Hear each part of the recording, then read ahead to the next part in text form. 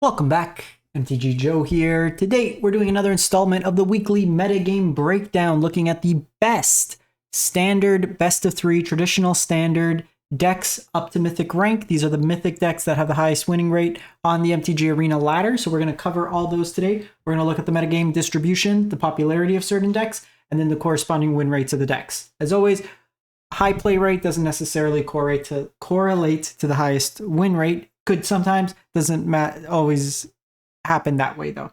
So we're going to get the data as always from UntapedGG, companion tool that runs alongside Arena's client, tracks users' win rates, gives a whole bunch of cool stats. If you want to use Untapped, link is in the video description down below. And then we will paste all these deck lists, timestamp them so you can jump around the video, take what you want, and kind of go from there. Notably, with Standard, it's pretty impactful the next couple weeks, at least in the paper realm, because it's store championships where they're giving away first prize is a full art textless Urza's Saga, because that card doesn't need words. Everybody knows exactly what it does, but it's going to be a nice pricey card. I'm going to be playing in my store championship with mono red. I'll probably try to find a day this week to stream my variation of it. Just kind of playing around, trying to find some ways to deal with a heavier mid-range focused metagame. A lot of lockdowns, stuff like that. So I'll have that list shared before the end of the week and kind of with my thoughts. But yeah, let's jump into it. We are looking Mythic only this week. In terms of the popularity of the day, we have Golgari Midrange at about 8%. This will include traditional mid-range Golgari as well as the Vraska's combo version. We have mono red at about 7.3%, Boros Convoke at about 4%, Azorius Control 3, Dimir Control 2-ish, Domain about 2-ish, and then Gruul Aggro about 2.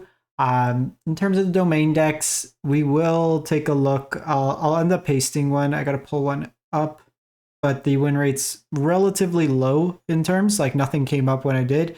I'll find one and I'll just link it in the video description, but we're not really going to cover it today. If you want to play domain, it's kind of there, but from like the current week, it's not doing too well, just in terms of the overall metagame distribution. So jumping in, we got 10,000 matches, nice even number. Mythic only, we only care about Mythic gamers. Boros Mice, 71% win rate. Pretty sweet for this little cheeky, aggressive deck. So it's got a lot of synergy in terms of targeting yourself for value, whether it be with spells or abilities. So something like Manifold Mouse, if you squint hard enough, this is Ember Cleave. This can give a creature, a mouse notably, trample, or can give it double strike. So pretty much all the creatures except Valley Quest Caller, which is a rabbit warrior but is a lord. So if you target something like your Emberheart Challenger, Flowerfoot Swordmaster, Heartfire Hero, these all trigger the Valiant ability of it. Same if you're equipping something like Mabel's Sword to one of your creatures, this also triggers. So you have effects like that. You have Monstrous Rage, Cheeky House Mouse is Squeak By ability, all kind of work in that regard. Raging Battle Mouse is a way that you can cast 2 cards per turn. Its Celebration ability also is a target, so then it works in that case there. By playing Mice, you have Cavern of Souls, Rockface Village in here, Lupin Village. The main board can be fairly explosive, but you don't have huge amounts of card advantage.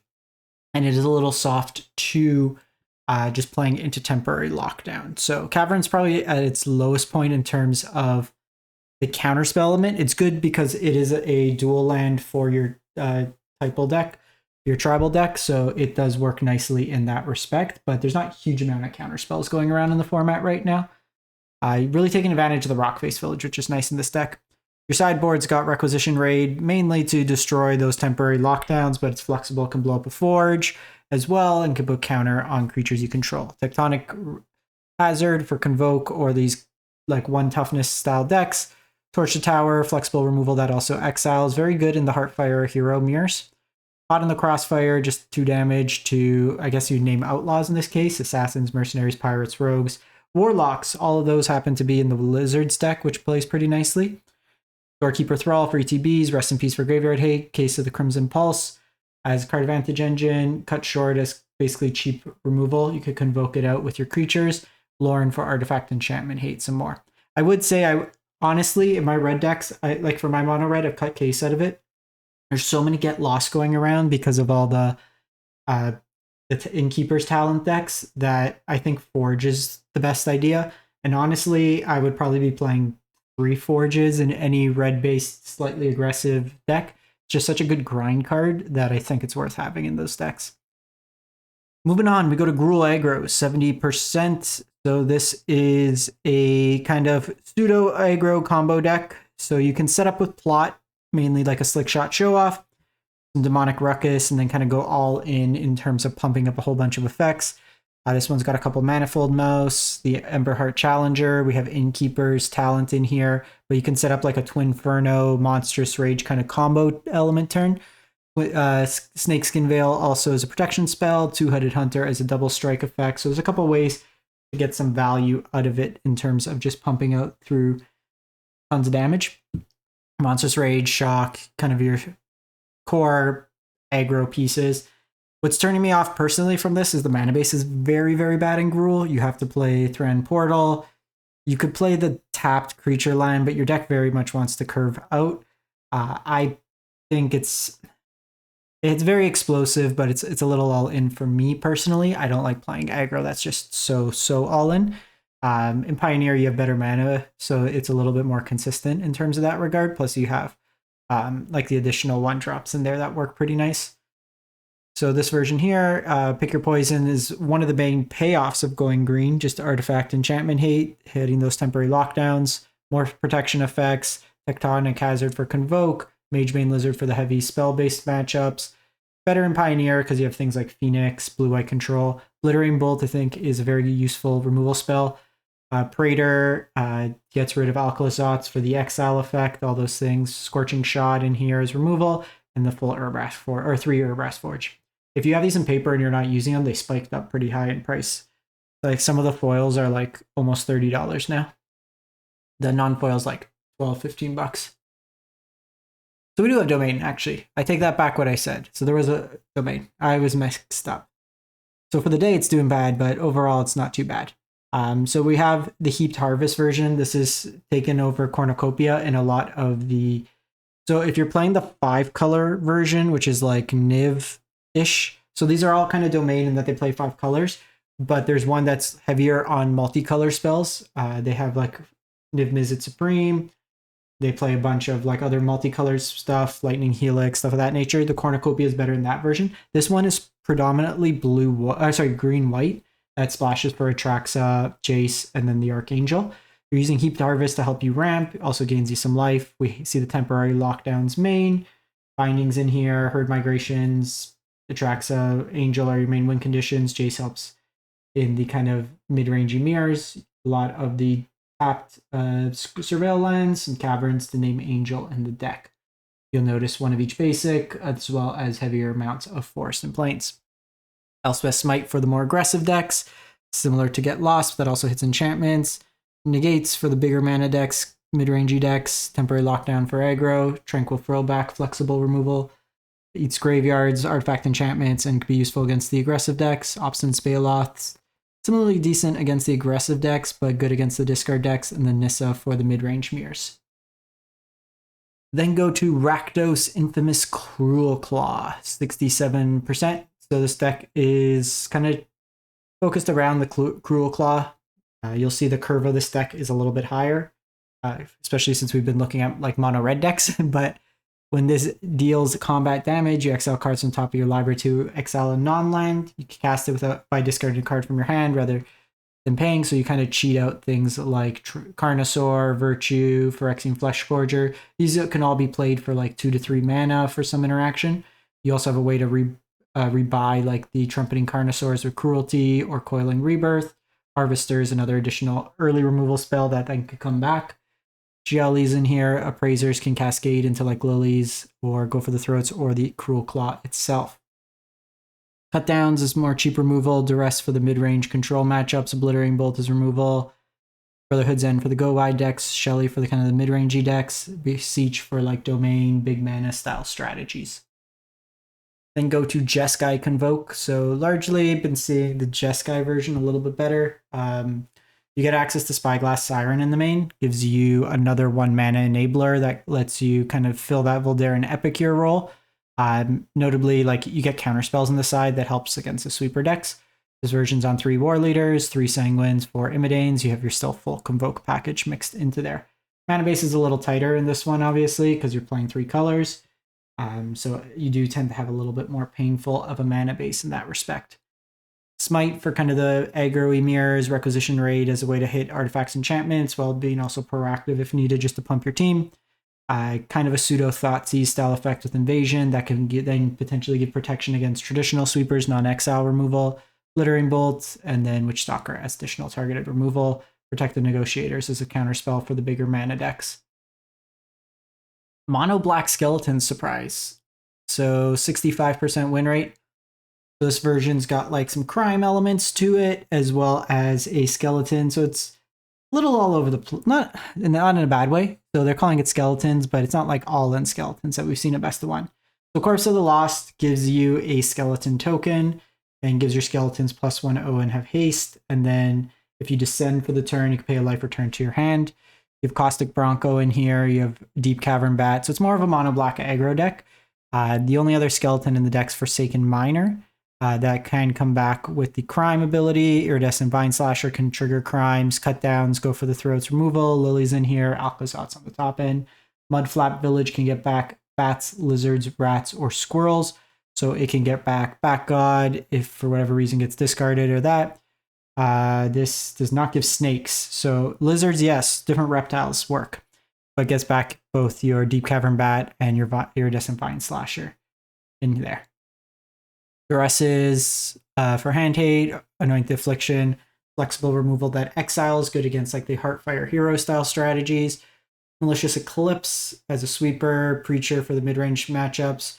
Red-based aggro, you have Obliterator, Shelly's in here for the mid-range matchups. You have Gix Command as a sweeper, and then Virtue as removal that can also gain some life. Going on, we go to Rakdos Lizards. So this one here, 62%. So you're playing kind of an aggressively slanted shell. You have Hired Claw that can trigger damage without having to fully connect. Same with Vine Slasher, which is very powerful with effects like Fireglass Mentor, which provides you card advantage on your second main. Flame Cash Gecko becomes Burning Tree Emissary. Gev gets counters on your things. And then the Thought Stalker Warlock enters the battlefield. If opponent lost life this turn, they reveal their hand. You choose a non-land card. Otherwise, they just discard. So if you deal the damage, then it becomes Thoughtseize, stapled to a 2/2 Menace body. Lapping Jasper Flint as a card advantage engine, and then just some removal options in there. Another deck that takes advantage of Mudflap in there. Some of them have been playing the red village as well to give haste, as well as Cavern of Souls mixed into here. Cut down as removal, the rest for hand hate, Shelly's Edict as for Planeswalkers, kind of flexibility, Glistening Deluge for kind of the green-white go wide, mostly the white token decks, and then full of Forge in the sideboard for the grindy matchups. Golgari Midrange. So this is the non-combo variant. Like I mentioned on the onset, the combo version wasn't doing as well. This one's just playing a lot of mid-range threats, a lot of removal here, cut downs, go for the throats. You have Gix Command in here, Liliana can be removal. The engine is like Mosswood Dread Knight, just keeps drawing new cards. Hand hate with Deep Cavern Bat, Glissa, just really messes up combat, can blow up enchantments, which is nice against the Boros Tokens deck. Preacher in here, another kind of Stonewall card on 3. Just a lot of like Stonewall cards on 3 for your opponent's attacking creatures. Hostile Investigator eats at the hand. Shelly eats at their life. And then some utility lands with Cottage, Fountain Port, as well as Demolition Field in here. We have Dress for Hand Hate, Cruel Claw Heist as another discard effect. Malicious, like we mentioned, as a sweeper.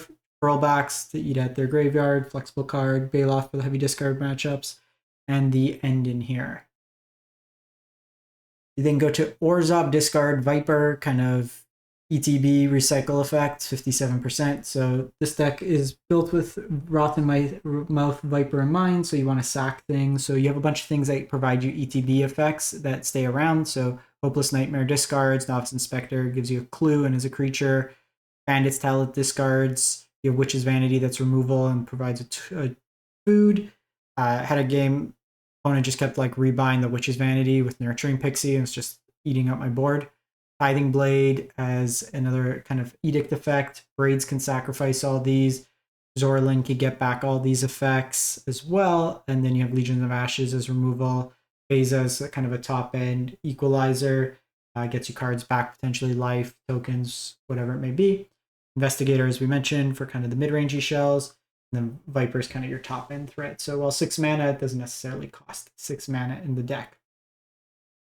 Then we go to have like some Duresses for hand hate, Annoyance's removal, Rest in Peace for graveyard hate, Lily for the grindier matchups, Lauren for artifact enchantment hate, temporary lockdown for the go wide aggro decks. So this one here, I wanted to try to find a version of this Dimir Midrange deck that was showing up for like high win rate of the day. Fortunately, like volume of games hasn't been too high. I had to go down to Platinum to Mythic to see. It's a pretty stock list from what we've seen in the past. Couldn't find like the exact 65%, but it seems to have like a lot of overlap. So it's pretty much what we had before, like a Gix deck with a bunch of cheap evasive flyers. We have Plum Creed Escort in here. Flash target creature you control gets hexproof till end of the turn, so kind of a protection effect. A lot of removal options, kind of tempo-y oriented Dimir. Nothing really too innovative in the side as well. We're seeing like the sweepers, various removal, counterspell, discard effects in there.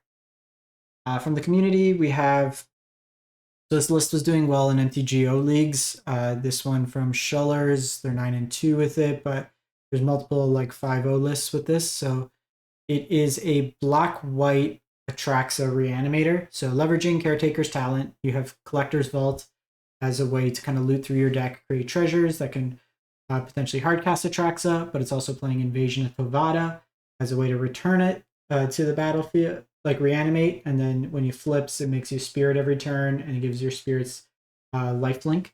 So that's a powerful effect there. Beza's in here. The Caretaker talent is like the engine to draw you a bunch of cards. Elspeth, Sweepers with Sunfall.